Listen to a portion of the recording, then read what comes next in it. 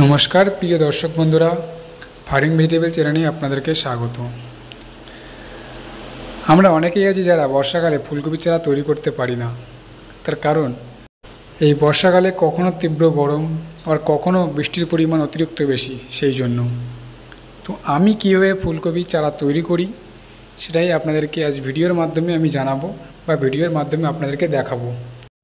আপনারা যদি বাড়িতে খুব সহজেই ফুলকপির চারা তৈরি করতে চান তাহলে ভিডিওটি স্কিপ না করে সম্পূর্ণ দেখুন। আমি A to Z এই ভিডিওতে সব কিছুই দেখাবো। প্রথমত বলে রাখি, এই বর্ষাকালে সবথেকে সমস্যাকর হচ্ছে বৃষ্টি। সেটাকে আগে আটকাতে হবে। সেই বৃষ্টিটা ফুলকপির চারাতে পড়লে নষ্ট হয়ে যায়। সেই জন্য আপনারা কি করবেন, তো আমি 2.5 থেকে 3 হাত হিসাবে বেডগুলো কেটে নিয়েছি। দেখতেই পাচ্ছেন 2.5 থেকে 3 হাত বেডের সাইজ হবে। এরপরে যে কাজটি করেছি, আমি বাঁশ দিয়ে এই যে গোল করে ব্যাটমগুলোকে দিয়েছি। আমি একটি বাঁশ কেটে সেটাকে ভালোভাবে চেঁচে ব্যাটম তৈরি করে ঠিক সাইজ মতো কেটে নিয়েছি এবং সেটিকে বেডের ওপর গোল আকৃতি করে পুঁতে দিয়েছি এবং মাঝখান দিয়ে একটি দড়ি দিয়ে দিয়েছি। তার উপরে আমি প্লাস্টিক দিয়েছিলাম যাতে বৃষ্টির জলটা না আটকে একেবারে নিচে পড়ে যেতে পারে। এরপর যে কাজটি করবেন, এই বেড খোঁড়ার পর বা খোঁড়ার আগে অবশ্যই ফিরুডান বা ফুরান এই জিনিসটা ছড়িয়ে তারপরেই কিন্তু আপনারা বেডটা খুঁড়বেন। এই ফিরুডান বা ফুরান দিলে যে কোনো সবজির গোড়ায় বা শিকড়ে ফাঙ্গাসের আক্রমণটা কম হয়। আর বিশেষ করে ফুলকপি চারা বলো বা টমেটোর চারা বলো, এগুলোতে ফাঙ্গাসের আক্রমণটা বেশি হয়। এই ফিরুডান বা ফুরান অবশ্যই দেবেন আপনারা। এটা দেওয়ার পরে মাটিটাকে ভালোভাবে খুঁড়ে নেবেন।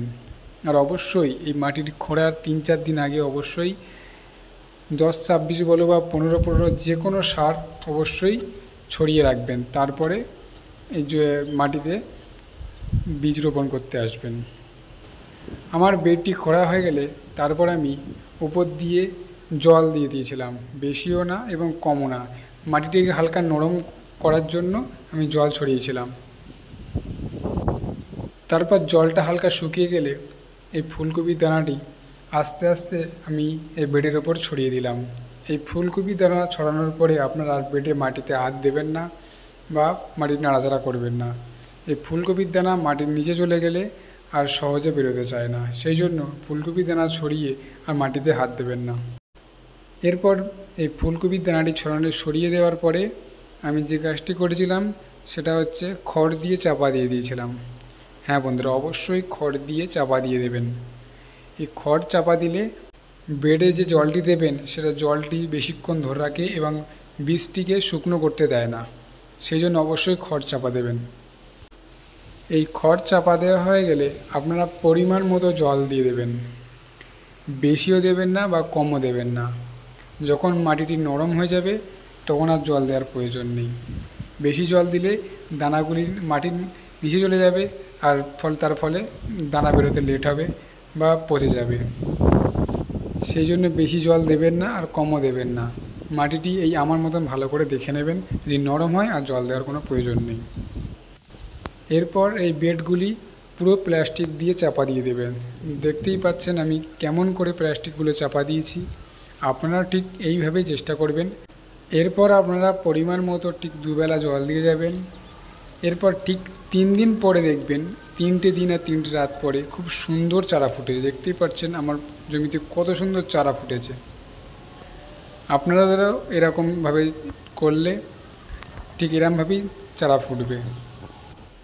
এটা বীজ রোপণ করার মাত্র 7 দিন পরে দেখুন কত সুন্দর চারা গ্রো করছে এবং চারাগুলি কত সুন্দর লাগছে।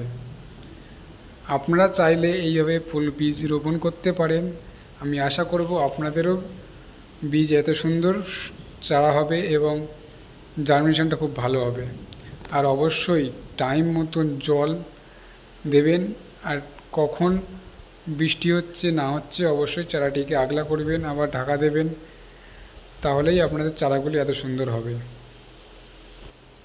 আমার এই ফুলকপির চারাটি তৈরি করার পদ্ধতিটা কেমন লাগলো অবশ্যই কমেন্ট করে জানাবেন।